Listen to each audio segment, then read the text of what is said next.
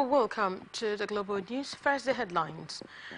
Coalition condemns sustained police siege on LG Secretariat.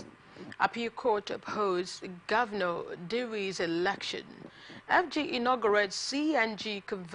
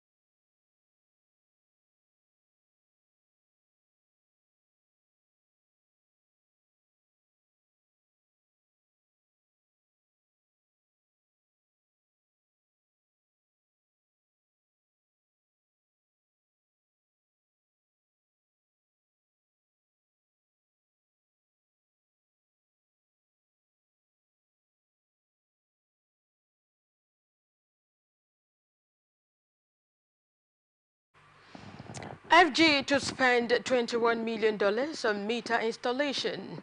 5 inmates, 3 guards killed in Somalia. Ken Henshaw condemns female genital mutilation. Super Falcons camp bubbles with 22 players.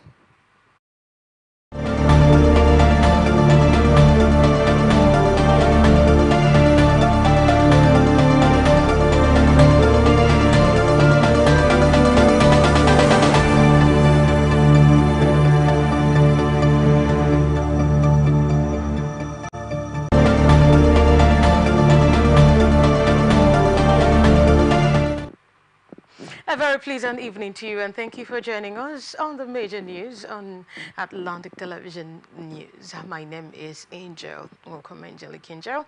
And now let's go into the details of the news. A coalition of civil society groups under the aegis of Transformation Ambassadors of Nigeria has expressed dismay at the continued siege laid by operatives of the Nigeria Police Force on the 23 local government council secretariats in Rivers State.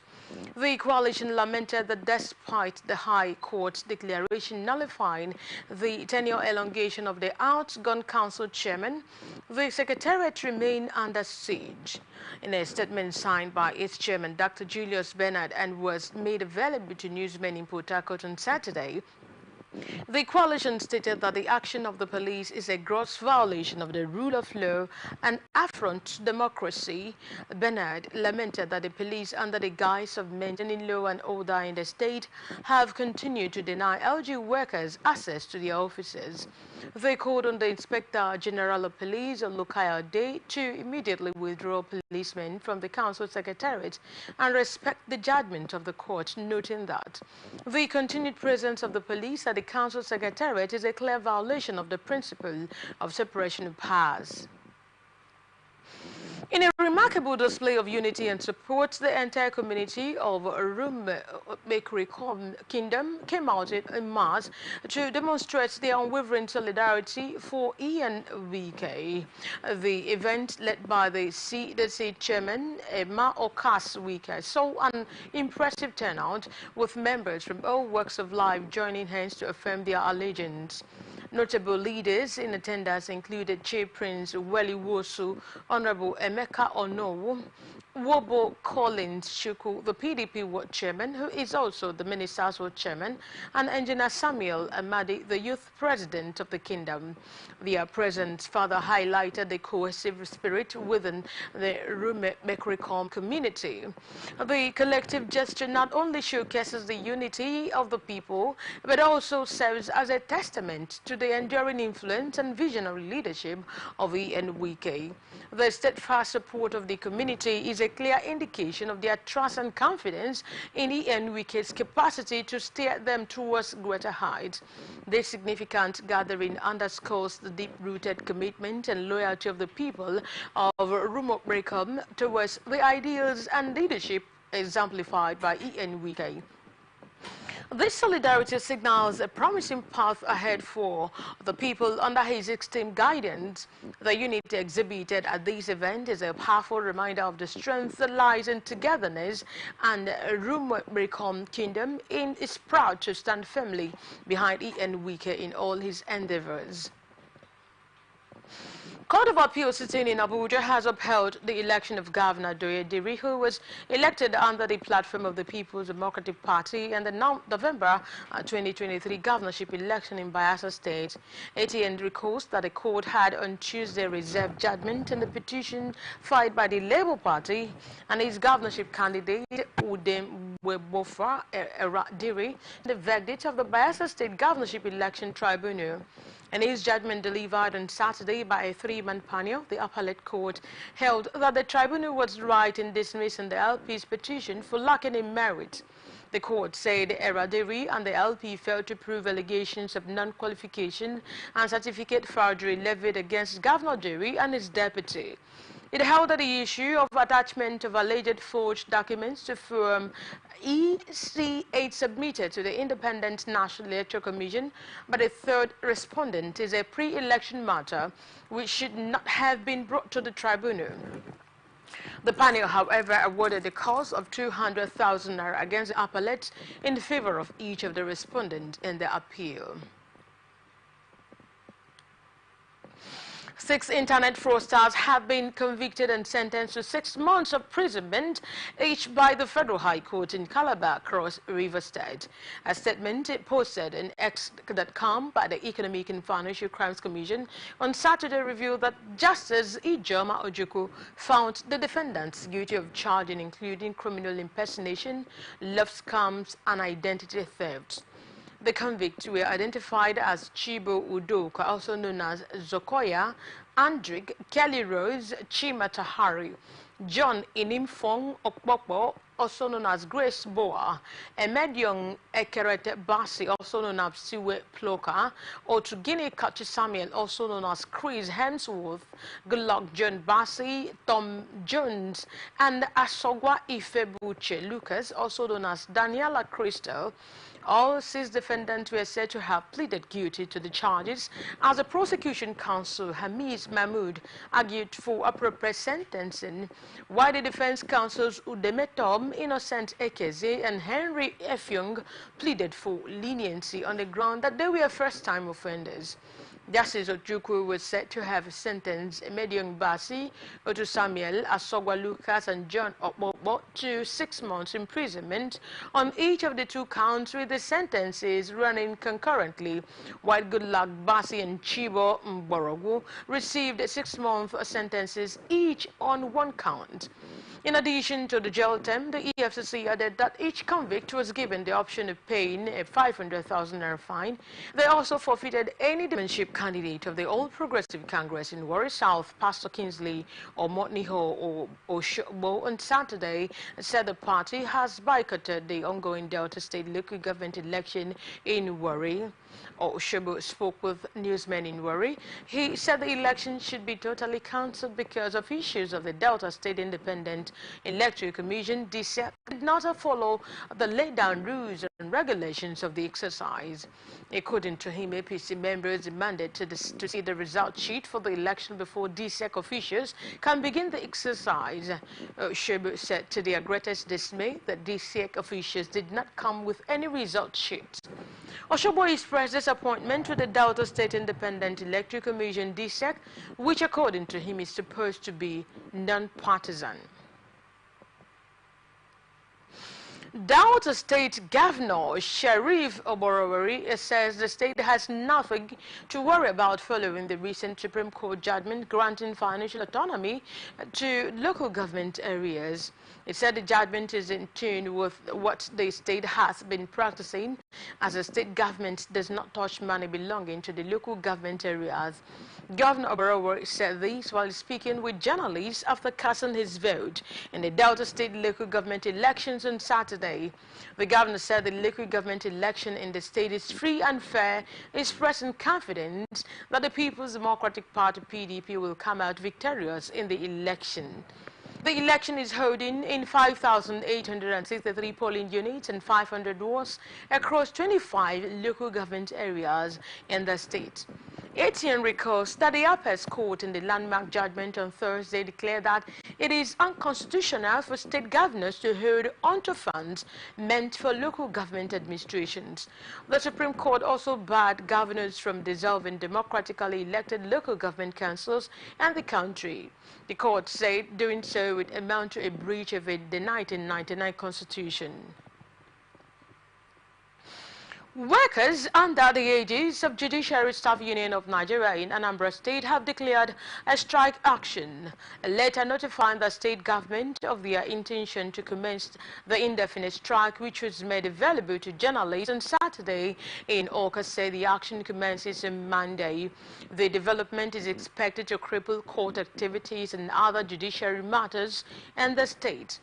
At a press conference in Awka addressed by their leaders, Mr. Henry Ezoke, chairman, and Ugochukwu Mwezi, secretary, said the strike is to protest non-adherence to an agreement reached between the group and the state government in 2011 and 2015, and the government refusal to pay consolidated judiciary salary structure.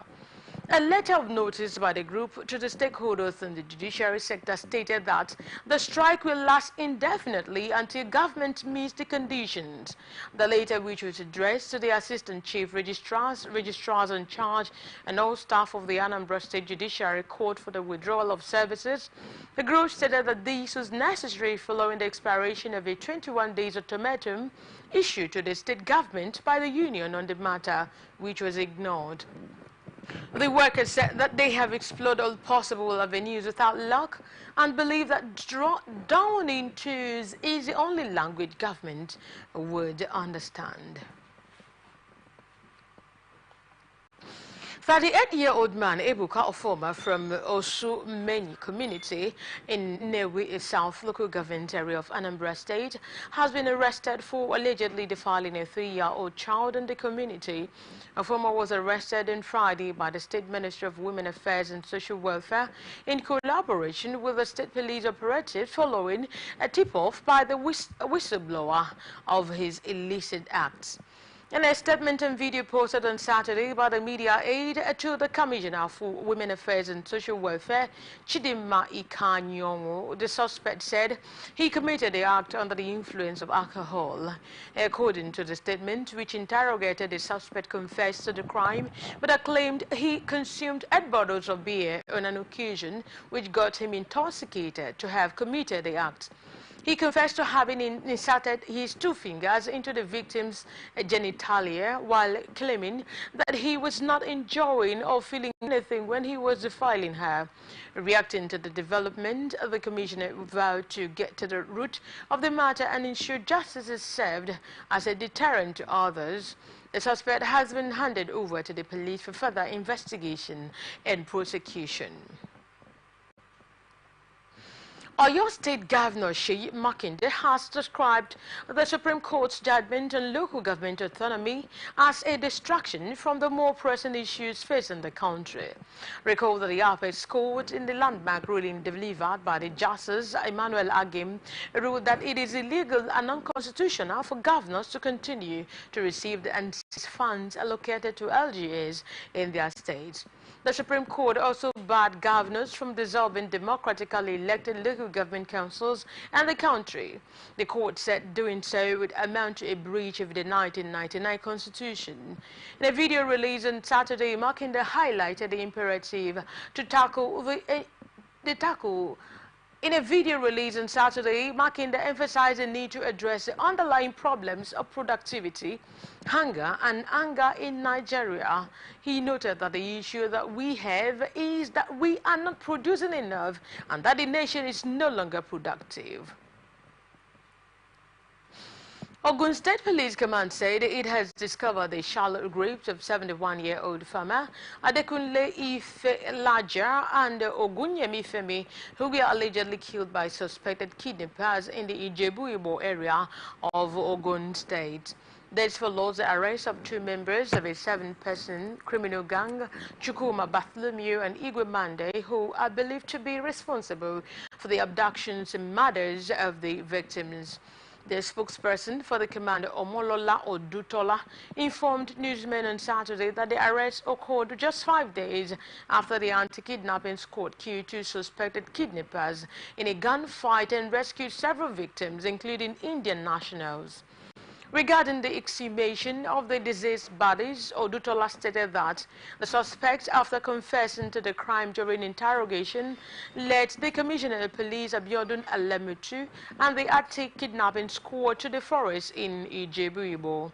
ATN reported that on November 23, 2023, the suspect, part of a criminal syndicate, stormed the home of a 34-year-old Femi on November 23, 2022, abducted him and took him to an unknown location.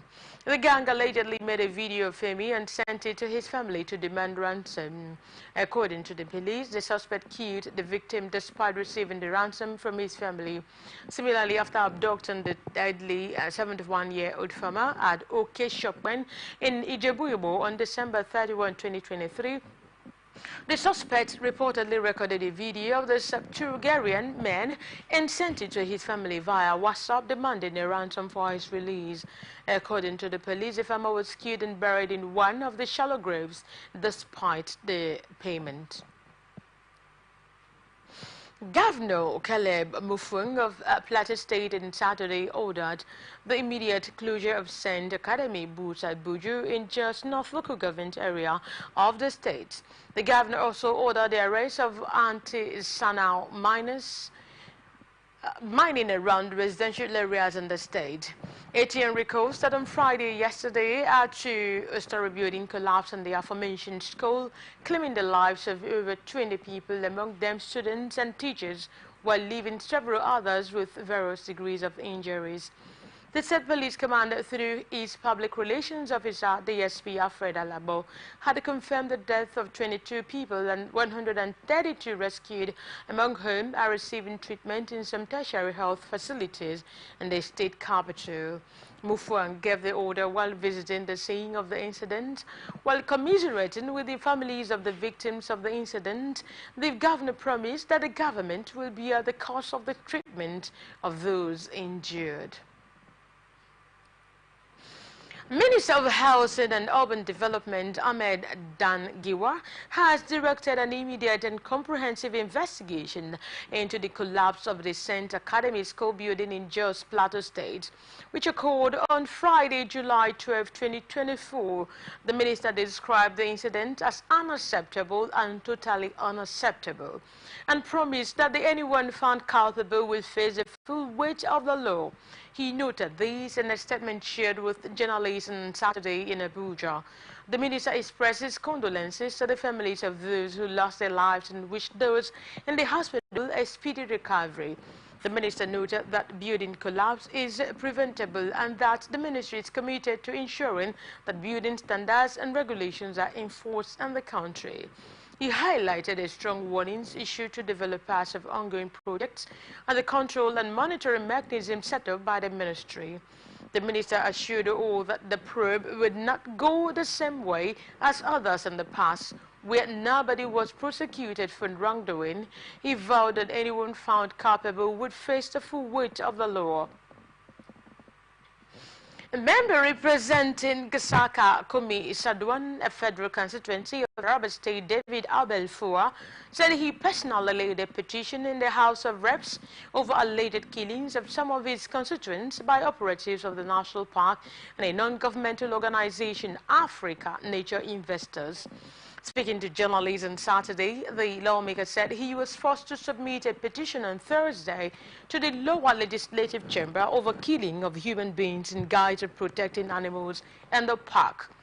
According to him, he tried to wade into incessant killings by those guarding the park, which is in his constituency, without success. He noted that the development was part of the large pattern of the brutality by ANI, resulting in at least 7 deaths outside the park's boundaries and killing a large number of cattle, as well as destroying farmlands and burning several houses in the guise of park protection. The petition indicated victims of the heinous crime as late Malam Adamu Yahaya, 70 years old, survived by 2 wives, 15 children and 7 grandchildren. Late Abdul Yahaya, 52 years old, survived by 2 wives, 13 children and 2 grandchildren. And late Nuhu Yahaya, 42 years old, survived by 1 wife and 1 child. The petition also asks relevant agencies to investigate the activities of ANI and GJNP and ascertain their impact on local communities. The Taraba State chapter of the People's Democratic Party has finally resolved to zone the state chairmanship opposition to the central geopolitical zone of the state. The unanimous decision was taken on Saturday at the caucus meeting of the party, which took place at the government house in Jalingo, the state capital. Announcing the development to journalists, from Nigerian ambassador to Pakistan Idris Waziri said members at the caucus meeting collectively resolved to zone the 11 positions in the party equitably to the 3 geopolitical zones of the state. He said it was unanimously agreed to zone the state party chairmanship position to the central part of the state. The move, according to him, is aimed at ensuring fairness and justice in the party, which he said would ensure the party's victory in elections in the state and the country at large. Waziri, who also stated that PDP in Taraba will continue to do the right things according to the provisions of the Constitution, said the party will continue to uphold equity, fairness and justice. Many are feared trapped as a 2-story residential building located in Phase 2, Site 2 in the Kubwa area of the Federal Capital Territory collapsed on Saturday. It was learned that the building was formerly a hotel, Al Hilal, but was converted to a residential apartment. ATN gathered that several people are currently trapped in the rubble, as at time of filing this report, emergency responders and security personnel were at the scene. This comes less than 24 hours after a school building collapsed on purpose in Plateau State, killing 22 and injuring 132 persons. It is also 11 days after another building collapsed at Unity House, Area 11, Garuke in Abuja. You are watching the Global News on Atlantic Television Network. We'll be back after this short break. Please stay tuned.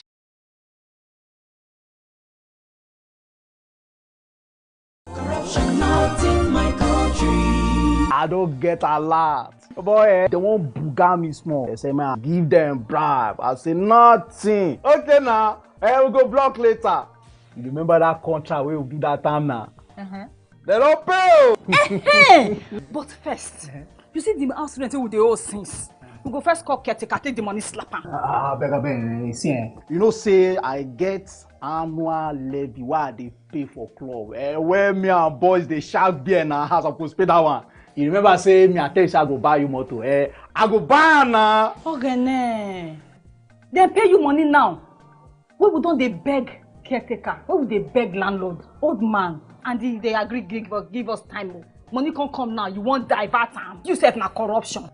Corruption, not in my house and not in my country. Sure? Sure.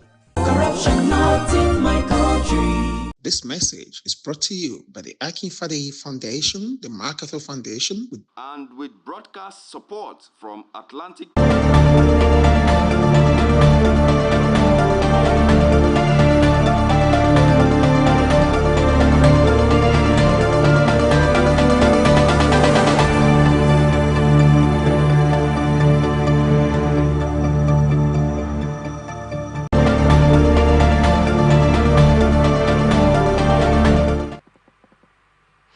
We're glad to have you back on the Global News on Atlantic Television Network. And now, the rest of our stories. President Bola Tinubu has approved the appointment of Mr. Tosin Adeyanju as a new executive secretary of the National Lottery Trust Fund. The special advisor to the President of Media and Publicity, Ajuri Ngalale, revealed this in a statement he issued on Saturday titled President Tinubu appoints new executive secretary of the National Lottery Trust Fund. Adeyanju succeeds Bello Megari, who former President Muhammadu Buhari reappointed in March 2023. The president described Adeyanju as an accomplished administrator and good governance advocate. Tinubu said he expects the new chief executive officer to ensure transparency and efficiency in the operations of the agency to actualize the objectives of the NLTF as a driver of good causes in Nigeria. ATN learned that the National Lottery Trust Fund was established under Section 35 of the National Lottery Act 2005 by the federal government of Nigeria to facilitate national development. President Bola Tinubu has approved the appointment of Mr. Silas Agara as a new Director General of the National Directorate of Employment. ATN gathered that Agara is an entrepreneur and sports administrator who previously served as Deputy Governor of Nasarawa State. He succeeds Nuhu Fibo, who former President Muhammad Buhari appointed in May 2021. The special advisor to the President of Media and Publicity, Ajuri Ngalale, revealed this in a statement he issued on Saturday. The president anticipates an overhaul of the NDE for optimal performance in designing and implementing programs to combat mass unemployment. ATN learned that the NDE was established in November 1986 and began operations in January 1987. It was meant to address the effect of the economic recession of the 1980s, which led to a profound drop in capacity utilization and consequent outright closure of industries in Nigeria. President Bola Tinubu had approved the appointment of Mr. Oluwaseun Falaye as the new Managing Director, Chief Executive Officer of the Nigeria Social Insurance Trust Fund. A president's statement issued on Saturday said Falaye is a legal and corporate finance specialist. Mr. Falaye is a legal and corporate finance specialist. Tinubu also approved the appointment of Mrs. Mojushola Oluwa Akinde Ali Macaulay as the Executive Director Operations of the Nigeria Social Insurance Trust Fund. Mrs. Ali Macaulay is a former lawmaker and former chairperson of the Lagos State House of Assembly Committee on Women Affairs, Poverty Alleviation and Job Creation. Tinubu said he anticipates a comprehensive repositioning of the NSITF for enhanced social protection and qualitative service delivery to the Nigerian people. Federal government's effort to combat illegal mining have received a significant boost with the arraignment of several Chinese nationals for illegal mining activities in Lukba-Oko community, Umuchieza, within Umunoche local government area of Abia State. The suspects, including 8 Chinese nationals and 1 Nigerian, were recently apprehended by the mining marshals, an elite security outfit crafted from the Nigerian Security and Civil Defense Corps. The marshals are tasked with ridding the mining sector of illegal operations. This was disclosed by the Special Assistant Media to the Minister of Solid Minerals Development, Shegu Tomori, in a statement on Friday. He said that the mining marshals could name the operation Hayakin Kogo is the brainchild of the Minister of Solid Minerals Development, Dele Alake, adding that the initiative is a pivotal component of Alake's 7-point agenda aimed at sanitizing the mining environment. Minister of Defense Mohammed Badaru Abubakar has reiterated Nigeria's commitment to boost air surveillance and security across the country. Badaru said this during a visit alongside the Minister of Aviation and Aerospace Development, Festus Keyamo, to Spain on how to advance Nigeria's airspace. A statement by the Director of Information Ministry of Defense, Henshaw Ogubike, said the 3-day visit to Indra in Spain aimed to strengthen Nigeria's air surveillance and security capabilities through cutting-edge dual-use technology. He added that the visit further aims to enhance Nigeria's air surveillance capabilities, ensuring the safety of its airspace and borders. Indra, a world-leading technology and consulting company, is the technological partner for the core business operations of its wide customers worldwide. The strategic visit demonstrated Nigeria's commitment to advancing its air surveillance and security capabilities, aligning with global best practices. The collaboration with Indra is expected to yield significant benefits, including enhanced air safety, improved border security, and strengthened defense capabilities. Pan-Yoruba Socio-Political Association has condemned the judgment of the Supreme Court which granted total financial autonomy to the local government in Nigeria. The Supreme Court on Thursday declared it unconstitutional for state governors to hold funds allocated for local government administrations. The court further declared that a state government has no power to appoint a caretaker committee, and a local government council is only recognizable with a democratically elected government. Afenifere, in a statement on Saturday by its leader and the National Public Secretary, Chief Ayo Adebanjo, and Prince Justice Faloye, described the Apex Court judgment as a mere judicial conspiracy. The statement was titled Tinubu and the Grand Conspiracy Against Democracy and True Federalism in Nigeria. According to the group in the statement, the judgment was against the principle of true federalism. It added that the Supreme Court had played to the gallery in delivering such a judgment. The group also alleged that the ongoing administration of Tinubu had been practicing a unitary system in some of its policies since its inception. It maintained that the only way forward was for the country was to practice true federalism. And now we are moving on to the business news. Naira depreciated against the dollar at the foreign exchange market to end the week on a negative note. According to FMDQ data, the Naira depreciated to 1,563.80 against the dollar on Friday from the 1,554.65 traded on Thursday.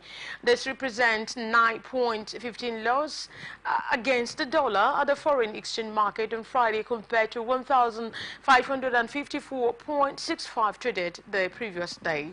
Similarly, other parallel foreign exchange markets, the Naira depreciated to 1,560 against the dollar on Friday from 1,550. The development comes as FX transaction turnover dropped to $126.50 million on Friday from $348 $8.82 million on Thursday.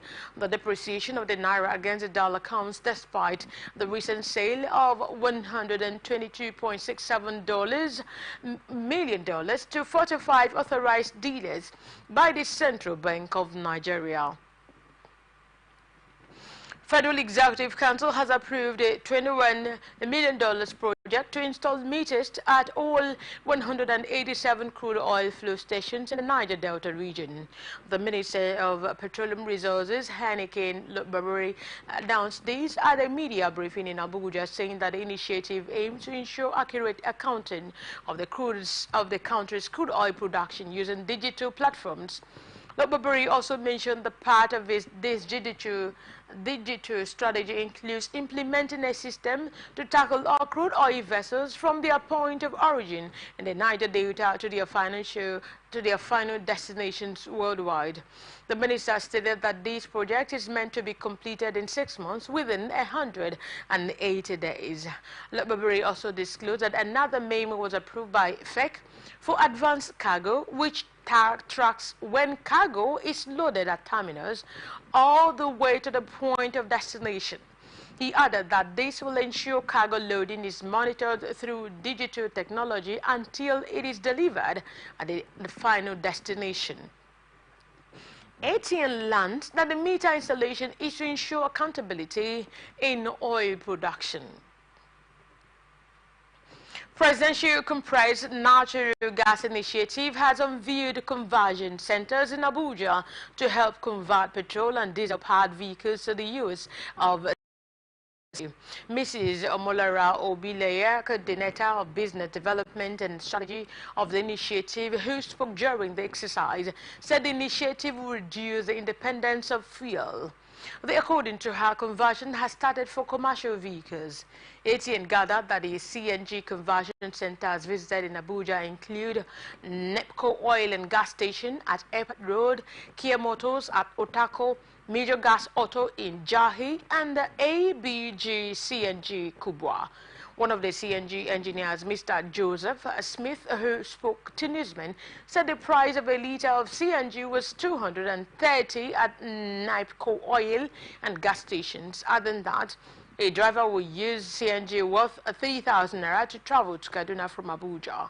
Smith explained that there was an automatic switch button that could alternate between CNG and fuel in the car without causing an issue of challenge. ATN reports that car owners were seen at the centers trying to convert their petrol-powered cars to CNG, while others who had already converted theirs were buying CNG at 230 naira per litre. Securities and Exchange Commission has approved the Nigerian Exchange Group's invest a digital platform designed to streamline public offerings and right issues in the capital market and facilitate Nigeria's $1 trillion economy drive. NGX discloses in a recent statement, noting that the platform will provide an efficient, convenient, and seamless experience for managing primary market transactions. Speaking on the Director General of SEC, Motimi Agama, commended the initiative, stating, the e-offering platforms aligns perfectly with our objective of future-proofing the Nigerian capital markets. The group chairman of NGX Group, Umaru, on his part, lauded the regulator, noting that the supportive regulatory environment has provided a solid foundation that enabled the swift delivery of the platform. ATN recalled that the June NGX floated the digital platform to facilitate Nigeria's $1 trillion economy drive. The launch of Invest coincide with the Central Bank of Nigeria's banking recapitalization directive, which has led to numerous subscription offers and rights announcements by Nigerian banks. And now moving on to the international tidbit now. Jailed members of the Al-Qaeda-linked group, which has been waging a bloody insurgency for years, managed to obtain weapons and launched what appeared to be a well-planned bid to escape the prison. Security sources said fire during an attempted breakout from the main prison in the capital Mogadishu on July 13, prison authorities and witnesses said. Jailed members of the Al-Qaeda-linked group, which has been waging a bloody insurgency for years, managed to obtain weapons and launch what appeared to be a well-planned bid to escape the prison, security sources said. Witnesses living near the compound reported hearing the sound of grenade explosions and machine gun fire. Reports have it that the Al-Shabaab has carried out numerous bombings and other attacks in Mogadishu and other parts of the troubled country, although few have been recorded in recent months. Al-Shabaab has been fighting to oust the fragile central government in Mogadishu for more than 17 years. The government has joined hands with local clan militias to fight the Islamist militants in a campaign supported by the African Union Force and U.S. airstrikes. But the offensive has suffered setbacks, with Al-Shabaab earlier this year claiming it had taken multiple locations in the center of the country. Police in Kenya were coming Saturday through a rubbish dump in a Nairobi slum washed by angry crowds after a number of mutilated bodies were found discarded there in the plastic sacks. Kenya's police watchdog has said it was investigating whether there was any police involvement in the gruesome discovery on Friday in the Mukuru area in the south of the capital. On Friday, police said the severely mutilated bodies of 6 women tied up in plastic bags were found in rubbish-strewn waters of an abandoned quarry, causing shock and anger among locals. The Independent Police Oversight Authority later said the remains of at least 9 people had been recovered, 7 of them female. The IPOA is also looking into claims of abductions of demonstrators who went missing after widespread anti-government protests turned deadly. Kenyan media reports said Saturday that more bags containing human remains had been recovered at the Mukuru site, but there was no official confirmation. President Joe Biden has signed into law a bill which enhances U.S. support for Tibet and promotes dialogue between China and the Dalai Lama toward a peaceful resolution of the dispute over the status and governance of the remote Himalayan region. Biden's government called on China to resume direct dialogue without preconditions with the Dalai Lama or his representatives to seek a settlement that resolves differences and leads to a negotiated agreement on Tibet. The act promoting a resolution to the Tibet-China Dispute Act, popularly known as the Resolve Tibet Act, states that it is American policy that the Tibet issue must be resolved in accordance with international law by peaceful means through dialogue without preconditions. China had opposed the Resolve Tibet Act and described it as a destabilizing act. The act was passed by the House of Representatives last February and it cleared the Senate in May. One key feature of the bill is defining the Tibetan people as a people with their own distinct religious, cultural, linguistic, and historical identity. It then states that Chinese policies are systematically suppressing the ability of the Tibetan people to preserve their way of life. Meta said Saturday it was lifting restrictions on U.S. presidential candidate Donald Trump's Facebook and Instagram account, ending measures put in place after his supporters violently stormed the U.S. Capitol in 2021. He said that former President Trump, as the nominee of the Republican Party, will no longer be subject to the heightened suspicion penalties.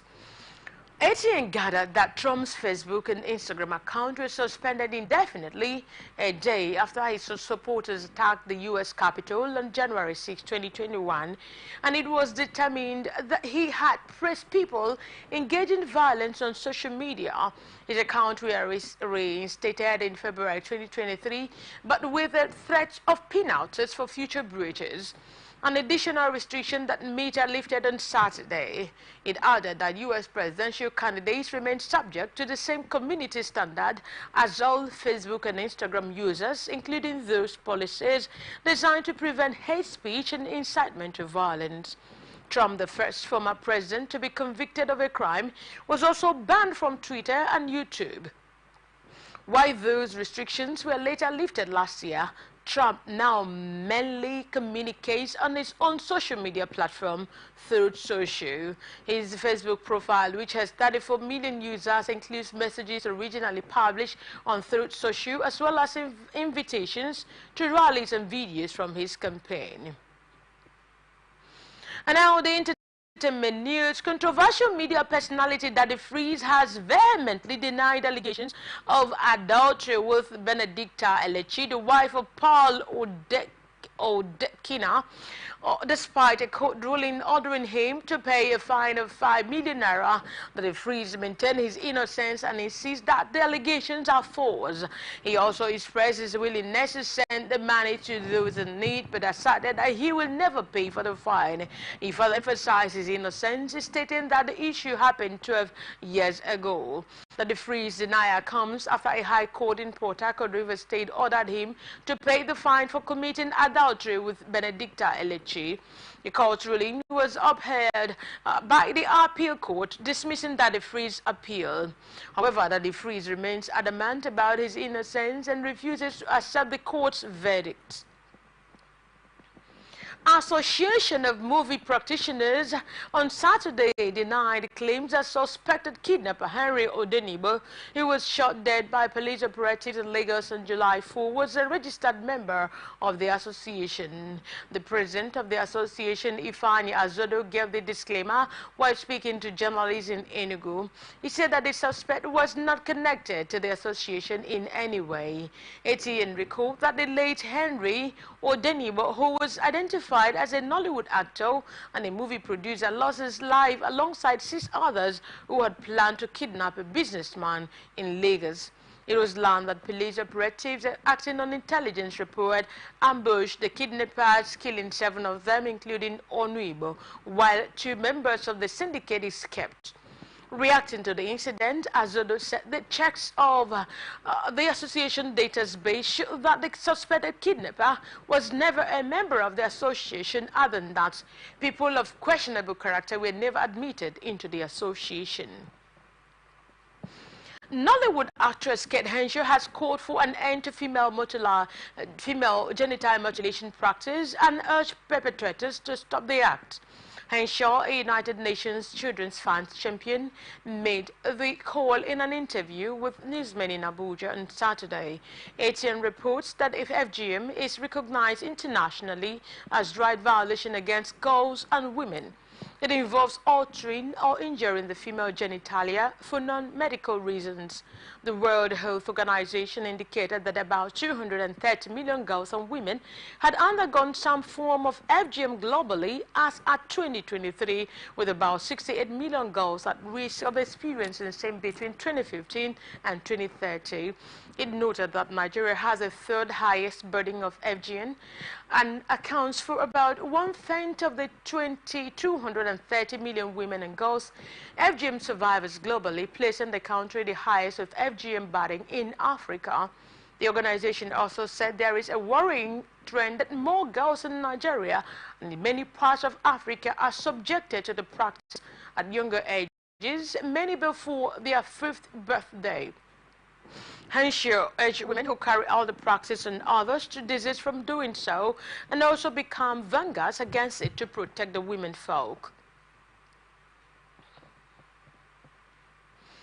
American hip-hop star Eminem appeared to have fired shots at fellow rappers Kanye West, also known as Kendrick Lamar, and embattled music executive Diddy on his new album, The Death of Slim Shady. Coupe de Grace. In a track titled Antichrist, Eminem vowed to whoop his haters, as says Better Than Daddy, who is currently facing several sexual harassment allegations, including gay sex trafficking. In another verse, in Antichrist, Eminem said he doesn't want to fellows like Kanye West, also known as Eminem also took a sweep at Kendrick Lamar, who is already embroiled in a heap of beef with Drake. In a track titled Renaissance, he claimed that Kendrick Lamar's last album, Mr. Morale and the Big Steppers, was cool but doesn't have any bangers. Diddy, Kanye West and Kendrick Lamar are yet to respond to Eminem name-dropping them on his album. And now to the exciting world of sports. 4 Spanish clubs, Getafe, Sevilla, Valencia and Rayo Vallecano, are working to sign Umar Sadiq this summer. Sadiq is determined to leave Real Sociedad this summer in search of more regular football. The Nigerian played a peripheral role at Real Sociedad last season. 4 Spanish clubs, Getafe, Sevilla, Valencia and Rayo Vallecano, are working to sign Umar Sadiq this summer. The 27-year-old arrived in Sociedad from Almeria 2 seasons ago. Sadiq has managed just 4 goals and 39 appearances since his arrival at the club. According to the Spanish news hub, Getafe, Sevilla, Valencia and Rayo Vallecano have all submitted offers to Real Sociedad for Sadiq. All the invited 22 players are now at Super Falcons camp in Sevilla, Spain. Oluwatosi and Chinonyere Macklins joined their teammate in camp on Saturday to make it a full house. Randy Waldrum's side set up a camp in Sevilla last week to prepare for the 2024 Olympic Games. The Super Falcons will take on Canada in a friendly next Wednesday. The players and their officials will fly to Paris, France the following day. They will face Brazil in their opening game at the Stade Bordeaux on Thursday, July 25. There are 2 other games in the group phase against Spain and Japan in that order will take place at the Stade de la Bourgeois in Nantes. USA men's basketball team head coach Steve Kerr has downplayed Kevin Durant's calf injury that has kept the triple Olympic gold medalist from training with the group ahead of the Paris Games. Team USA touched down in Abu Dhabi on Friday ahead of 2 scheduled exhibition games against Australia, July 15 and Serbia, July 17, as they ramp up their preparations for the Olympics. Durant, who suffered a calf strain 2 weeks ago, was present at Saturday's session at the New York University Abu Dhabi campus, but once again did not join his teammate in practice. Kerr remains unconcerned, though he says they have not discussed any contingency plans to replace the Phoenix Suns forward on the roster. And that does it on the global news for tonight. Before we go, let's take a quick look at the major headlines. Coalition condemns sustained police siege on LG Secretariat. Appeal Court upholds Governor Diri's election. FG inaugurates CNG conversion centers. FG to spend $21 million on meter installation. 5 inmates, 3 guards killed in Somalia. Henshaw condemns male genital mutilation. Super Falcons camp bubbles with 22 players. And that's it on the news. I am Angel. Welcome. Thanking you so very much for watching. You can follow us on our social media platforms on Twitter at Atlantic TV Net and on Facebook and on YouTube at Atlantic Television Network. We are on Instagram at Atlantic TV Net. Peace and unity are the pathways to progress. And for me is to have a splendid night rest and a wonderful weekend. Good night.